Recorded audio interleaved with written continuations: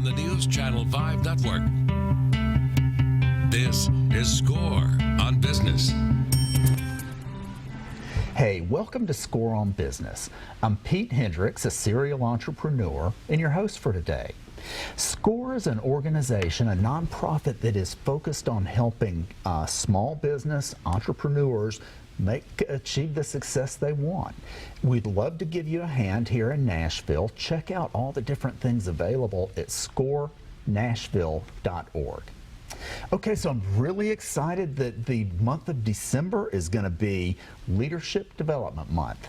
And we've got guests that are truly experts in the area where they are. And we'll start with Margaret Morford. Margaret, thanks for being here. Oh, I'm delighted. Okay, so Margaret owns the HR Edge, and it's an international management consulting firm with clients ranging from Fortune 500 to smaller businesses. They assist organizations with all their people issues, including leadership, development, communication, and training. Again, thanks for being here. Thank you for having me. Okay, so, you know, one of the things you know a lot about is having difficult conversations. So tell us a little bit about having a difficult conversation with an employee regarding their performance. Well, nobody wants to talk about this, but bad performance, you have to assume if the employee knew that they were not performing, they would do a better job. So the first thing you have to do is sit down and make them aware that there's a problem. But before you do that, you need to think about who are they, how do they respond, and you've got to tailor that conversation so that it is in a form that they can actually deal with it in. We tend as human beings to talk to people the way we want to be talked to.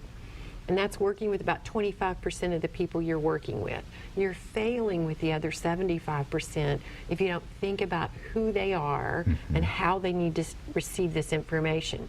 You talk, depending upon who the employee is, you talk to them about the same thing, but it's the way you go about it that makes a big difference. For instance, if you've worked on a project for me and it's failed, or we've had numerous problems with it, I need to talk to you about that. If you tend to be an employee, I'm going to change your character a couple of times during this discussion. Okay. If you're a sensitive employee, okay, and we all have these, the employees that when they make a mistake, it's devastating for them, and they're back in your office several times apologizing for making the mistake. You have to be very careful as you talk with them. We tend to avoid it because we know it's going to be upsetting for them. When I go to talk with you about a project you've done for me that's had problems, here's how I would have that conversation. With the sensitive? Yes, with the sensitive employee. I'm feeling sensitive. All right, good. Pete, that last project that you worked on, I think we would both agree you didn't get the best outcome. So let's start at the beginning of the project. You take me through it. You tell me where it got offline and what you would do differently so that when you have that kind of project again, it's a huge success for you the next time. So just take me through the project. And then I have you work through it. If you don't see a problem, I go, what about here? And reorient you, make suggestions so that you're better prepared the next time.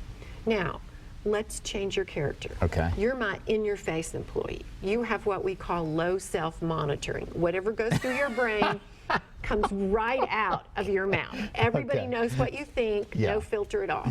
Okay. So as I go to talk with you, I'm going to talk to you about the same thing, but because of who you are, I'm going to change how I talk to you about it. Pete, that last project was a disaster.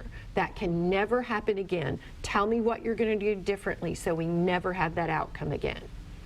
Now that first one is my comfort zone. I can do that one from now until the cows come home. This one, I have to really geek myself up because it feels mean to me. Right. But if you're an in-your-face person and I do that soft thing that I did the first time, you're destined to repeat those mistakes over and over and over again because what goes through your head is, Margaret must not be that upset. Right. Or we would have had a tough conversation. Interesting. So you failed as a manager because you haven't thought about who's on the other side. I talked to both the characters I gave you.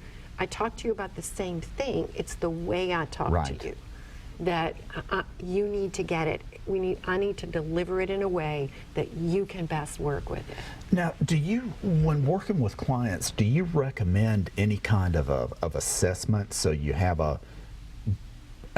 more of an idea about who they are, or is this something that just comes with experience? Well, if somebody's worked for you for a period of time, you get a good sense for who they are, right, what they respond to, what's important to them. You're going to get a better result if I can appeal to you based on what your value systems are and what you consider to be valuable.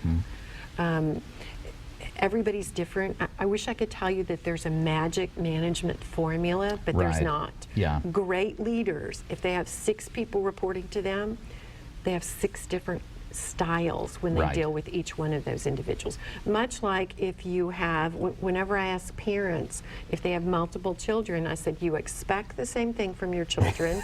They grow up in the same environment, but my guess is Yeah. if you've got 2 children, they're very different from each Right. other. And how you discipline them, how you deal with them on things that are different. Now, employees are not children. But children are human beings with all the artifice stripped away from them. Right. So it's really easy to see what the differences are. As a manager, you've got to study that. But if they work for you for about 6 months, you should have a good handle on who they Okay. are. So is there a model that leaders should use when they are going to have these performance conversations? Well, I think you want to stick with the facts. Okay. You need to remember that it is not about them, it's about the behavior, and keep bringing it back to the behavior. Here's the thing I need you to correct, and you have to be very specific about it. Oftentimes, if someone has some sort of people issue and their manager goes to talk to them, they'll say, you need better people skills. Well, what does that mean? Does that mean that I am too frank or candid when I deal with people? Does that mean that I don't talk with people? Because it's an unpleasant conversation, we want to talk about it in these grand terms. I can't fix what you can't describe to me. So I always say to managers, what is it you're seeing, and describe that specifically to them. Okay. So what's the toughest conversation managers avoid having? Oh, that's an easy one. It is talking to an employee about any kind of personal hygiene issue. Believe it or not, that's the one every manager Yeah. avoids, because they have a tendency to say, this employee is performing, But so why do thinking. I need to talk to them? Yes, and that's a problem. And oftentimes managers, I said, you do understand it is a performance problem. Nobody wants to work around them, Yeah. and everybody's talking about them. Okay. As embarrassing as it is, wouldn't you hope if you worked for somebody and you had Yeah. that issue, somebody would talk to you? Yeah. So I'm going to show you how to have it. Do you Okay. mind being the person with body odor? I got it. I am Okay. a deodorant-free human being. Okay. Now, this conversation, unlike most of them, are short and to the point. It needs to be mercifully short. We have a tendency, when we have to have an awkward conversation, to just keep talking to make it better. Frankly, Pete, once I tell you you smell, there's nothing I can do to make it better. Okay, so it should end so the employee could leave your office, or whatever private place you've chosen, Right. could leave your office without saying anything, because usually Yeah. they're just so embarrassed they just want away from you. Yeah. So here's how the conversation goes. Pete, I wanted to meet with you privately to discuss an issue with you that you may be unaware of.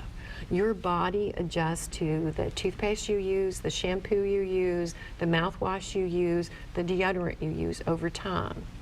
And I wanted to meet with you today to tell you that you need to change your deodorant, because the one you're using is no longer effective for you.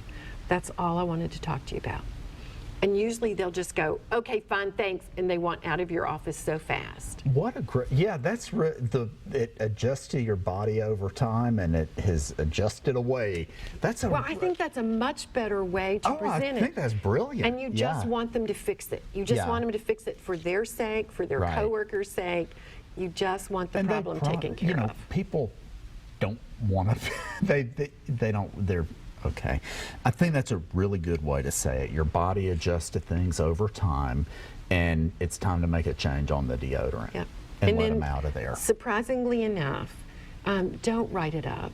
Don't write it up. Oh, all you want, yeah. All you want them to do is correct the problem. Now, Yeah. if they don't correct the problem, the next time you meet with them, you're going to have to put it in writing because they need to Okay. understand you're serious. Now, the other thing I'm going to caution you about is you don't want to get involved in helping them solve this problem. This is a lifestyle issue that they need to take on. But what you can offer is when I have the follow-up conversation, if it's still a problem, Pete, the problem is no better. I talked with you about it 10 days ago. The problem's no better. I'm happy to arrange time for you to have off to go talk with your doctor about this, but I need you to resolve this issue. Right. And that's it. That's it. Because they really are the only one that can resolve that. Okay. Okay. Well, we're going to go ahead and take a break now. Margaret, thanks so much. You are for more than welcome. joining My us today. pleasure. And ladies and gentlemen, remember, check out scorenashville.org. There are many resources available for you. Thanks. We'll be right back.